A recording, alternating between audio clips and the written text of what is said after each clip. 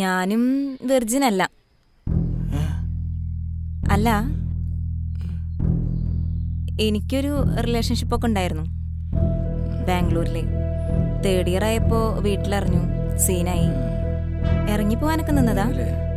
പിന്നെ മനസ്സിലായത് ഈ സ്നേഹത്തിൻ്റെ അസുഖം ആൾക്കും ഉണ്ടായിരുന്നു എന്ന്. പിന്നെ കുറച്ച് വിഷമമൊക്കെ ഉണ്ടായി. വേറെ ഒന്നിലും പോയി ചാടാതിരിക്കാനാണ് ഈ കല്യാണ പരിപാടികളൊക്കെ. അതെ, എന്നാ ശരി, ഞാൻ വീട്ടിൽ തിരി വിളിക്കാട്ടോ. എന്തേ, എൻ്റെ കഥകൾ കേട്ടോണ്ടാണോ? അങ്ങനല്ല, പറയുന്നോടൊന്നും വിചാരിക്കരുത്.